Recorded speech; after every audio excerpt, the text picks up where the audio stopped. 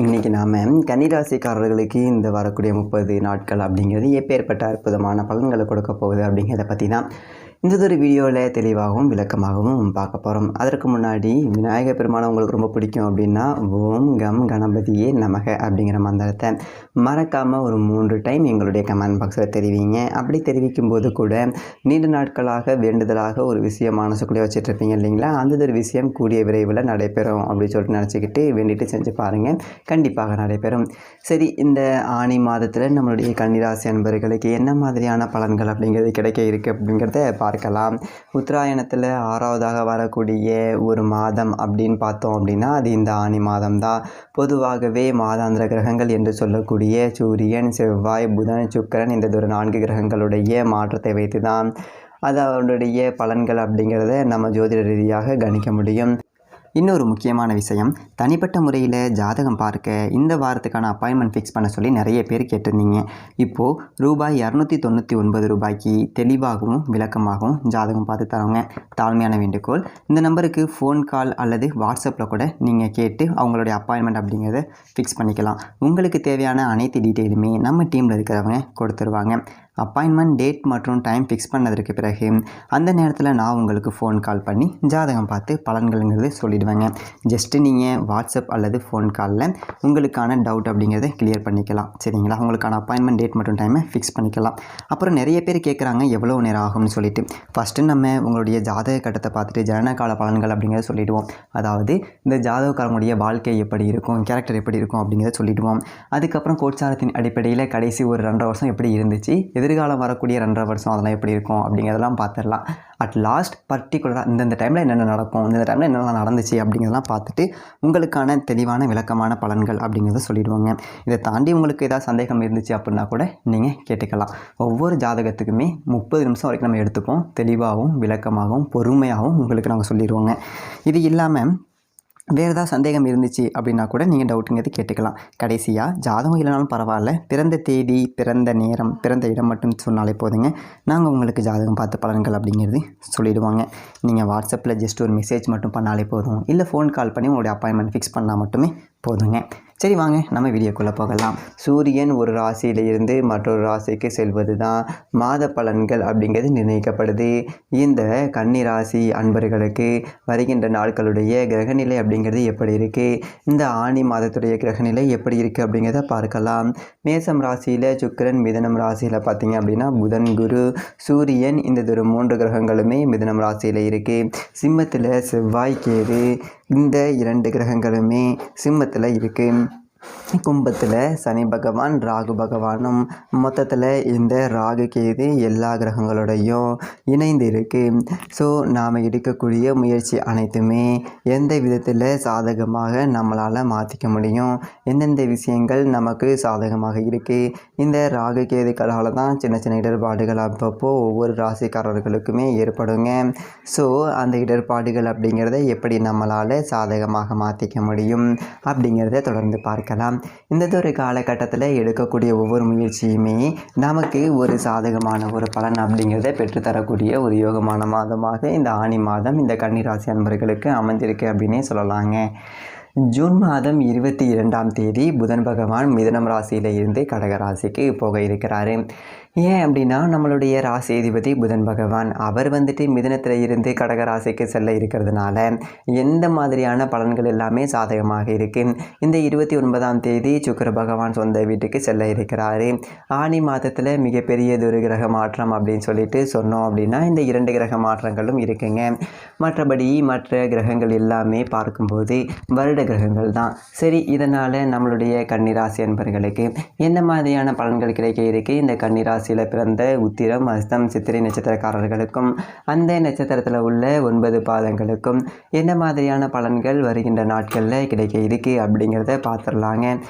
கன்னிராசியினுடைய அதிபதி புதன் இந்த மாதம் வருடங்கள் என்று சொல்லக்கூடிய சனி, ராகு, கேது இந்த கிரகங்கள் நல்ல ஒரு நிலையில், ரொம்ப சாதகமான ஒரு நிலையில் இந்த கன்னிராசி அன்பர்களுக்கு அமைஞ்சிருக்குங்க. அதோடு கூட குரு பகவான் 10ஆம் இடத்துல இருக்கிறாரு.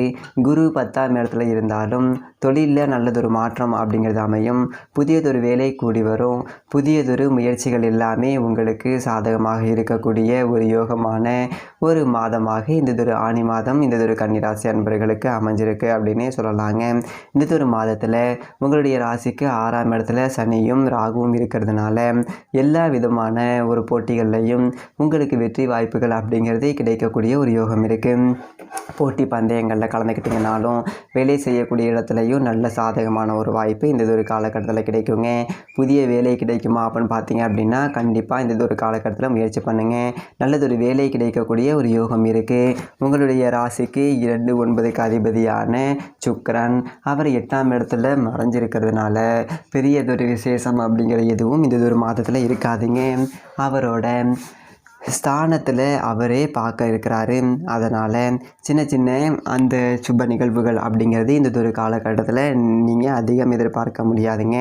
ஜூன் மாதம் 29ஆம் தேதிக்கு பிறகு உங்களுடைய ராசிக்கு 9ஆம் இடத்துல சுக்கிரன் வருவது அப்படிங்கிறது பெரியதொரு ஏற்றத்தை கொடுப்பார்.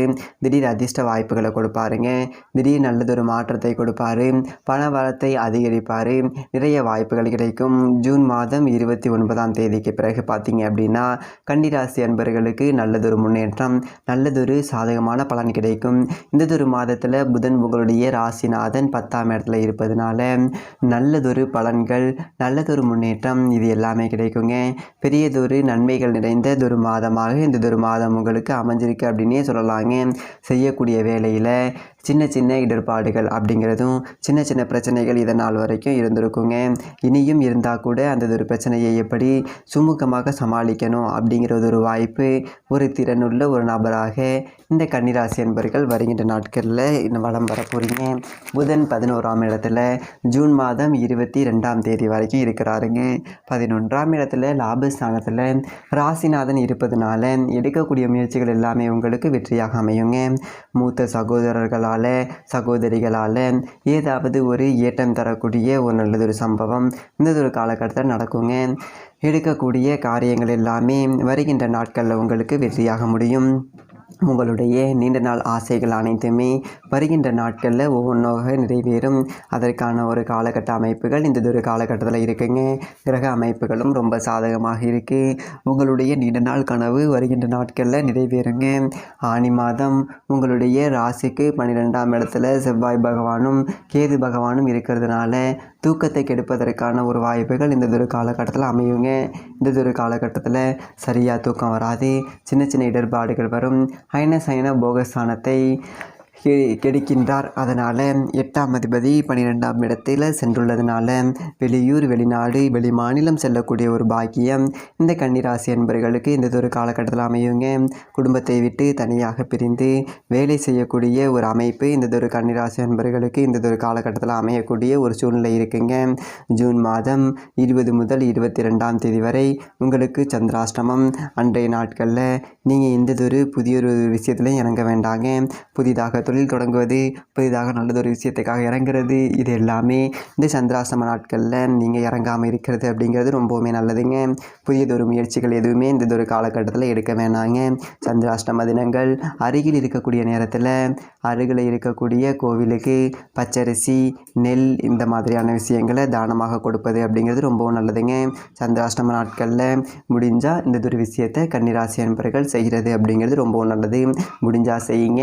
திடீர்னு பணவரவு அப்படிங்கிறது அதிகரிக்கும். குழந்தை பேர் இல்லாது இருந்தவர்களுக்கு குழந்தை பேர் கிடைக்கக்கூடிய ஒரு யோகம் இருக்குது. வெளிநாடு சென்று படிக்கக்கூடிய ஒரு அமைப்பு இந்த கன்னிராசி அன்பர்களுக்கு வருகின்ற நாட்களில் அமைய நினைத்தது எல்லாமே வருகின்ற நாட்களில் சாதிக்கக்கூடிய ஒரு யோகம் இந்த கன்னிராசி அன்பர்களுக்கு அமைஞ்சிருக்கு அப்படின்னே சொல்லலாங்க. நீண்ட நாட்களாக எதிர்பார்த்த நல்லதொரு விஷயம் இந்ததொரு காலகட்டத்தில் நடக்குங்க. ஜூன் மாதம் 29ஆம் தேதிக்கு பிறகு நிறைய வாய்ப்புகள் அப்படிங்கிறது உங்களை தேடி வரும். தொழிலில், வியாபாரத்தில், வேலை செய்யக்கூடிய இடத்துல நல்லதொரு மாற்றம் வரும். நம்பிக்கையோட இந்த ஜூன் மாதம் 29ஆம் தேதி வரையும் கொஞ்சம் கவனமாக இருந்துக்கோங்க. அதுக்கப்புறம் நிறைய வாய்ப்புகள் அப்படிங்கிறது உங்களை தேடி வருங்க. தொழிலையும் கூட ஒரு அபரிவிதமான ஒரு வளர்ச்சி, நல்லதொரு முன்னேற்றத்தை நீங்கள் எதிர்பார்க்கலாங்க. சுப செலவுகள் உண்டாகும். ஒரு சிலருக்கு தூக்கமின்மை, கெட்ட கனவுகள், இந்த மாதிரி சின்ன சின்ன இடர்பாடுகள் அப்படிங்கிறது வரக்கூடிய ஒரு சூழ்நிலை இருக்குது. அதுக்கப்புறம் நல்லதொரு முன்னேற்றம் அப்படிங்கிறது இருக்கும். அருகில் இருக்கக்கூடிய நவநீத கிருஷ்ணர் கோவிலுக்கு சென்று வழிபட்டுட்டு வாங்க. நல்லதொரு மாற்றம் அப்படிங்கிறது வரும். நல்லதொரு முன்னேற்றமும் வரும். நம்பிக்கையோட இந்த கன்னிராசி அன்பர்கள் இந்ததொரு விஷயத்தை மட்டும் செஞ்சு பாருங்கள். கண்டிப்பாக உங்களுடைய வாழ்க்கையில் நல்லதொரு முன்னேற்றம் அப்படிங்கிறது நீங்கள் பார்க்க முடியும். மேலும் உங்களுக்கு கணபதி ரொம்ப ரொம்ப பிடிக்கும் அப்படின்னா ஓம் கம் கணபதியே நமக அப்படிங்கிற அந்த மூல மந்திரத்தை மறக்காமல் மூன்றுமா நம்மளோட கமெண்ட் பாக்ஸில் பதிவு பண்ணுங்கள். நீங்கள் இப்படி பண்ணும்போது நீங்கள் மனசில் நினச்ச அந்த ஒரு விஷயம் உங்கள் வாழ்க்கையில் கண்டிப்பாக நடைபெறும். தனிப்பட்ட முறையில் ஜாதகம் பார்க்க கீழே இருக்க நம்பரை கான்டாக்ட் பண்ணுங்கள். தெளிவாகவும் விளக்கமாகவும் பொறுமையாகவும் ஜாதகம் பார்த்து பலன்கள் சொல்லப்படும். நன்றி, வணக்கம்.